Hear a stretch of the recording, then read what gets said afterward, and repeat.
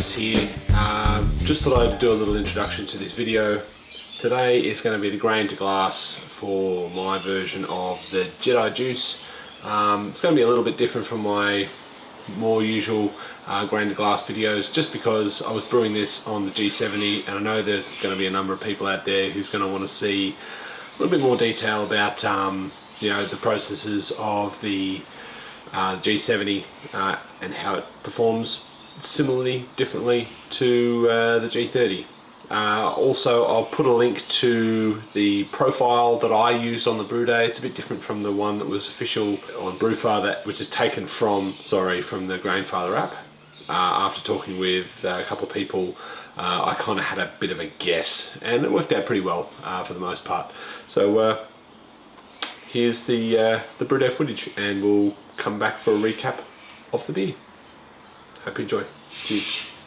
G'day guys, Stass here. We're here doing another smaller brew on the Grainfather G70. I've just done my water chemistry. I've got about 27 litres or so. 27? Let's have a look at the sight glass here. Yeah, 27 and a half litres. We're going to be brewing the Jedi juice. So I've got Pilsner malt, wheat malt, and some oats in. I'll put the recipe in the description or up on the screen. So yeah, we're going to be seeing how this Grainfather copes with a 23 litre brew. There is just a hair over 8 kilos of grain, which is the minimum spec, and I have got the micro pipe work from my normal G30 Grainfather in there, so we shouldn't have any issues with you know, not being able to lower the screen the proper amount. So let's get cracking in the grain and mashed in. Let's have a look at the mash. It's looking nice and creamy white. So yeah, it's quite a nice light colour. It almost looks milky because of the high content of wheat. We're just doing a 15-minute rest at 50 degrees. I've just set the Grainfather to 50 degrees, mashed in, and it's kept the temperature pretty close. I'm happy with half a degree variance in that. So yeah, carry on with the brew day. We are almost at the boil. It's reading 99 degrees, and you know, we're a fair bit away from the top, so I'm not worried about a boil over. I think it's making the brew day a little bit faster. We're getting the temps a bit quicker. Sparge was a little slow because of the high amounts of non-husked grain. So we're at 99.5 degrees. I noticed a few things in the mash. The temperature was a little bit, fluctuated a little bit more, but it still held within a degree. I'm pretty happy with that. I know that I'm sort of on the real low end of the scale in terms of volume with this system. It performed fine. Again, just like a normal G30 Grainfather, except for that slight variation in temperature. I imagine that's down to the PID algorithm, which can be adjusted. There we go, we've just hit a boil. I've already put in my, already put in my first wort hops of about 59 grams, or actually I put in a bit more because they're older hops, the alpha acid's a bit lower. About 65 grams of Rawaka, and then it's going to boil for an hour, and then we've got Mosaic and Citra going in a whirlpool. So now that we're at only about 30 litres, you can see that the boil's a lot more vigorous. You can hear it as well. As far as I know, you're not able to adjust the strength of the power. I might have a little play with this, but I'm pretty sure you're not able to, which might be a nice feature for those looking to, you know, not boil off so much wort. I'll monitor the volumes as I go, and we might finish a little early in terms of the boil. We'll have to lick it back. All right, we've just finished our boil. We're going in 130 grams, 65 of each of Citra and Mosaic. In we go. This is at 95 degrees. Give them a good stir.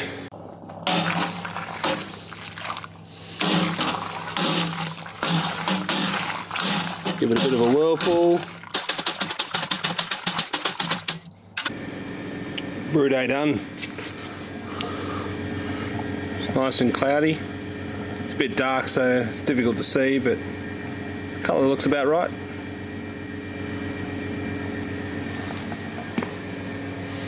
Again, some pretty good performance from the filter. Look at all that trub and hop matter. It's probably about 160, 180 grams of hops in here. Still pumping, although it is slowing down. We're finished. Sorry, I'll turn you around so you can see my face, which is probably looking sweaty and rather bothered. I've just scoffed dinner. We've finished transferring, which is in that guy there, and we've got cleanup to go. So just like the last brew, drained pretty much all the wort out of the bottom. We've just got this hop and trub left. I'll show you how that comes out. So yeah, we've got this big cake here. I'll put that in the bucket. Have a look down here. We've only got probably a litre, so I'm going to get the hose, give it a spray. I'll pump it out of the tap without the filter over there. So clean all the trub out, and then I'll run a cleaning solution in it with the filter once all the gunk's out. So yeah, that's pretty much all it requires really. Looks like all the sides are pretty much free of gunk. So I'm just going to pump this out now. Interestingly enough, the ball valve on the bottom, it's actually a push fit. Bring this so you can see it. I don't know if you can see that, but it's kind of like the intertap growler filler connector. It's just a push-in fitting, and there is a threaded outlet on the outside of the tap. So if you wanted to fit a cam lock or something, it would be really super simple to do. So that's a good feature, forward thinking. Obviously people who are going to be interested in these, likely to be craft breweries or homebrew clubs, they probably want to integrate it with their systems to pump it around, etc. Close off this valve, open this valve, turn the pump on. Look at all that beautiful gunk coming out there. It's draining out just fine. Might give the pump a little bit more. Oh, I've got my hoses twisted, don't do that. Don't twist it, don't cross the strings.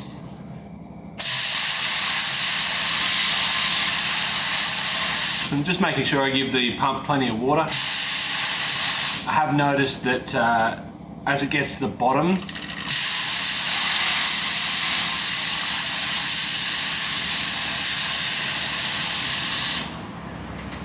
as it gets towards the bottom, it does tend to create a bit of a whirlpool, which is fine, but then that creates a bit of a to airlock the pump. Probably not so great. I have tried throttling back the pump a little bit, which seems to help somewhat, but yeah, it's still sucking and creating that vortex.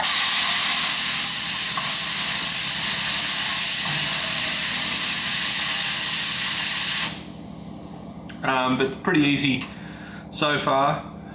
This is just sort of 40-degree water, and you can see here our flow rates drop right back because it's kind of airlocked. It's still pumping out, and there's probably 300 ml left.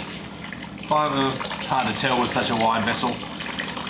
We're down to the last couple of 100 ml now, and I'll show you what that looks like.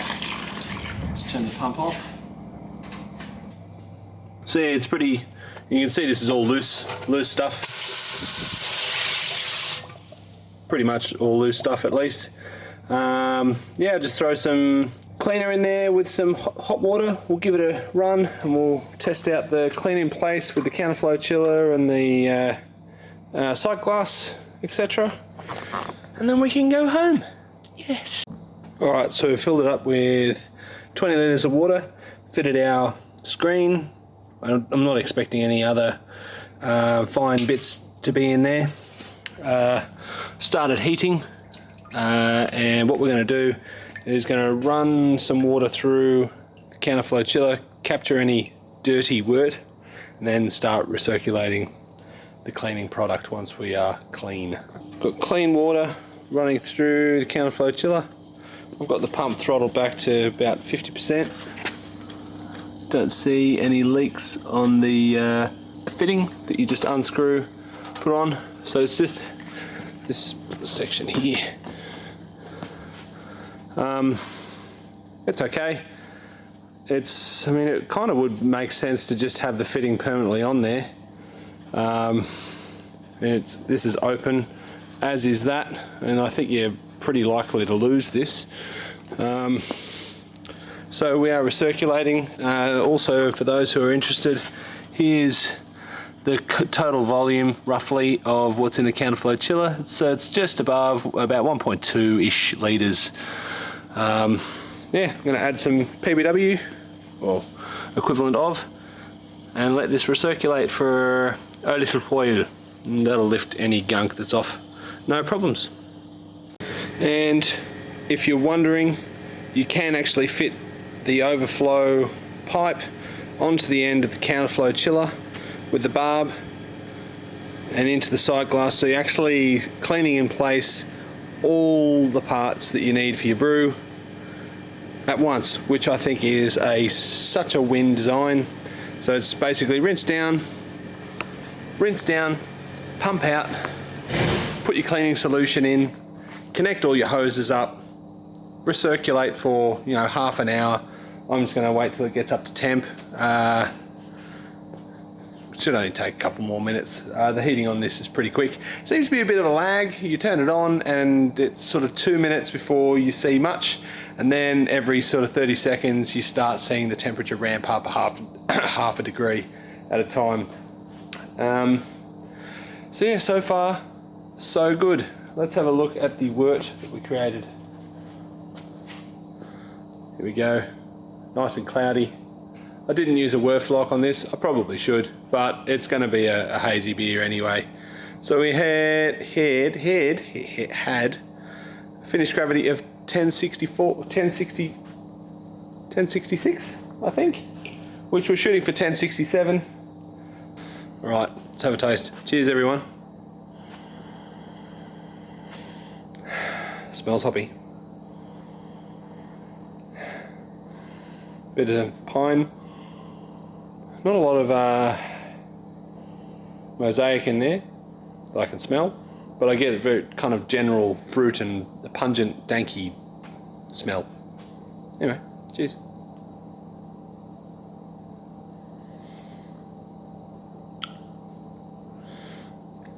She's bitter. She's bitter. Ooh, that's nice. I think over the course of the ferment, yeah, that is quite bitter actually. Be interesting to see how it goes. I mean, this is going to be a 7%, so we want to balance that bitterness. Anyway, to be continued. All right, so we just finished the soak with cleaner, and now we're just doing a rinse. Again, hooked up all the counterflow chiller, pipe and everything. You can see we've got the filter in there, but there's nothing. There's no real debris.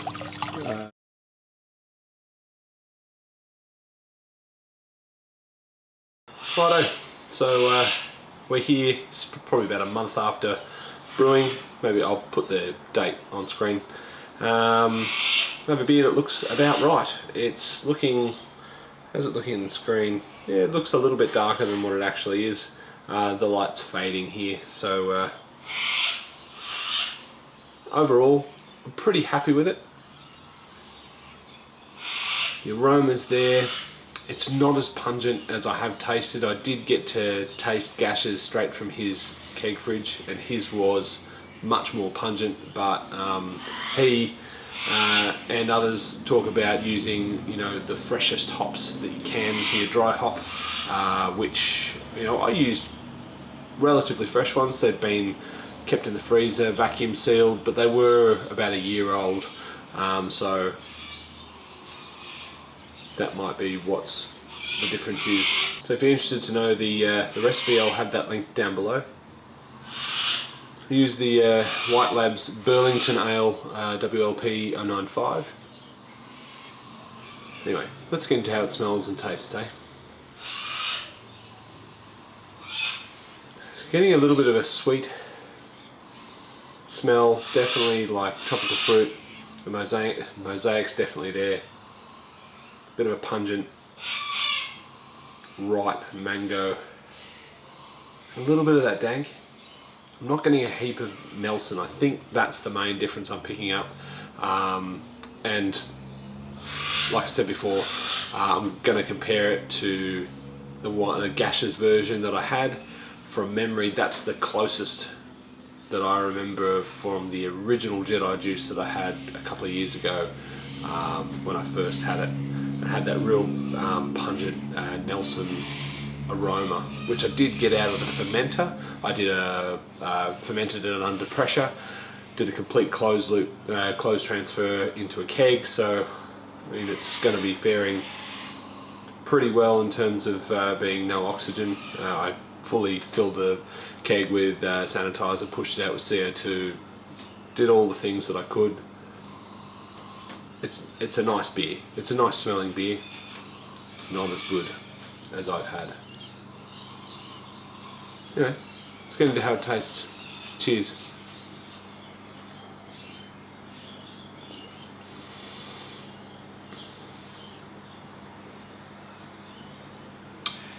Nice bit of bite there from the bitterness, but it's not a bitter beer at all. It's got quite a sweet sweet malt finish, which is kind of odd. It could be oxidized, like maybe. I'm still getting a lot of that hop flavor, which typically when I've tasted, and I did taste a couple of these that were kindly sent to me by Cloppy and Beefer and Lemo and Damo. I hope I'm not missing anyone out. And some of those are showing signs of oxidation in the bottle, where the hop aroma died off, and you get this real sweet caramel taste. This is not so much caramelly; it's more like sweet ripe mango.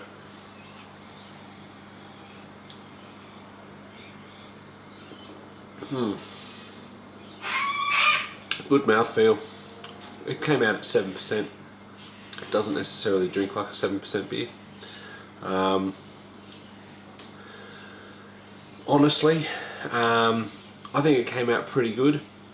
I'd kind of put it in the middle of, you know, the first can that I had fresh in Melbourne was really good. Gash's was equal to, or very close. The last couple of commercials examples that I've had, I've been fairly disappointed in. I'd kind of put this somewhere between the two.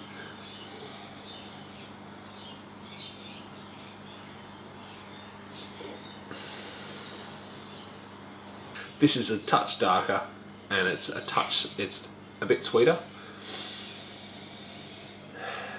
and it's missing that Nelson punch. But yeah, it's a very drinkable beer. I'm just a little disappointed because it didn't quite hit the mark that I was hoping for, but it's still a very decent beer at that. So yeah, I think with that said, I think we'll wrap it up there before the light completely fades. So if you're still here, thanks for sticking around. If you would like to have a look at the recipe, like I said, I'll have it in the description below. You can download it onto your own Brewfather profile, or export it to whatever brewing software you'd like to use. But yeah, until next time, this has been Stass with another grain to glass, this time for a Jedi Juice clone brewed on the G70. See you next time. Bye.